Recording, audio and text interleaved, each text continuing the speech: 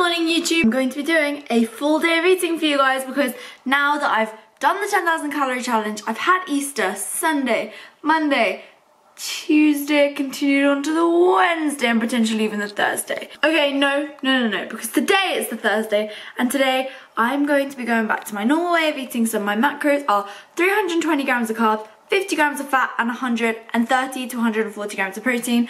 So that's what I'm going to be hitting today. Obviously if I go slightly under on carbs and over on fats, that's fine. And I'm just going to make sure that I hit that protein. So that's the aim for today. I'm also training today, and today I am just going to basically take you through every single thing that I ate. So my body weight this morning was 119 pounds. Now after the 10k challenge my weight went up to about 120 or something, I don't know, I showed you guys in the video, and then it did go back down to the weight it was before the 10k challenge, so it was down back to 117 pounds. But then over Easter I put back on a few more pounds again, and so my weight's just been fluctuating a lot, but that's totally cool and totally expected after the amount of food that one has been consuming. This video I'm actually filming before FitCon, but you guys will have already seen the FitCon video as the last video, and then this one is going to be the next one, because by the time you guys are seeing this I'm going to be back at uni. I got a couple of weeks back at uni before I have my exams, so that's going to be fun. I've definitely started revising. You saw me weigh myself 119 pounds, and I really like these scales because I just think that they're really accurate. They go in very small increments, so if you're like 119.1 pound then it will show you, but obviously I was 119 on the dot. They also show your supposed body fat percentage, your water weight and stuff. Personally I don't go off these things because I don't think it's very accurate, but if you are somebody who is wanting to kind of judge your relative body fat percentage from kind of month to month, then using one method of testing it is the best way. So if you start measuring it by using these scales, which I think are, you know, another great way of doing it, because if you're weighing yourself, you'll be weighing yourself first thing in the morning, naked, after you've peed and pooed, all that stuff. So that's another factor that you're going to be keeping consistent when you weigh yourself. Then obviously if you're weighing yourself on the scales and then the scales are also showing you your body fat percentage, then you're still going to have these same circumstances. So you're going to be naked, you're going to be first thing in the morning, all that stuff. So you're going to be keeping consistent. The most important thing is consistent, because let's say you then weigh yourself and you're from the scales, you're wanting to get your body fat percentage, but you choose to weigh yourself at 5 PM one day randomly, then obviously the number's going to be showing up more because you're going to have more. It basically measures your body fat percentage by the amount of water that's in your body and like a few other factors. So if you're obviously weighing yourself later on in the day, then you're gonna be having like a different kind of measurement. Is going to be a bit skewed. So I mean, that's kind of me explaining it in a very overcomplicated way, but it is kind of complicated. But if you're going to be wanting to measure your body fat percentage, stick with one way of doing it. If you stick with calipers, stick with calipers. Make sure every time you do it under the same circumstance. So you do it naked, you do it first thing in the morning, you do it like before you've eaten or drunk anything, because anything like that, even the 5 grams of rice, okay, maybe that's me really over exaggerating, but even the tiniest thing that's different is going to affect your results. So don't be upset if you get different results if you weigh yourself at a different time of the day. I've shown this time and time again. You see it in the 10k video, all that shenanigans. But I've been rambling on for a long time now, and I think Lola wants food and Lauren wants food, so it's time to get some food. It was nice of the postman to knock on the door to tell me that I had deliveries, but this is Fit Fuel, yes. Micros. So here is what I went for. It is a Fit Fuel meal, I must admit. Grilled steak with, ooh, it's hot. Grilled steak with honey roasted carrots and parsnips, and I also added some beetroot and green beans. What I did all the time, guys, when I was on prep was first meal I would literally smash out loads of veg and some nice bit of protein in my first meal. And recently I have not been doing that, and that has led to me being unable to adhere to my macros towards the end of the day, because I would just smash down loads of carbs, chocolate, all in the morning, no macros, and then I would get to the evening and be like, I want more chocolate and more cookies and more ice cream and more pizza and stuff. And yes, well, maybe not pizza anymore, but I am back to eating lots of vegetables in my first meal. I'm also going to be having a bowl of cereal after, if I'm still hungry, but first of all I think I'm going to get a few emails done and then have that bowl of cereal. protein powder mixed with this stevia, which I get from Muscle Food, and cereal. And magically, 100 grams of frozen blueberries have appeared. Boom! It is such a delicious meal, so I'm literally having that straight after that other food that I just ate. This is my like breakfast pudding, I guess. So total macros for the entire meal are right here on my fingers, resting. Here I'm doing a 5-minute warm up on the treadmill, just at an incline, so I've got it at 10.5% incline, 5.4% speed, and 4 kilometers an hour even. And I mean, I kind of mix this up every time, but I just like to get the blood flowing before I start training, just to make sure that my body temperature is warm, and then I will move on to my dynamic stretching and my foam rolling.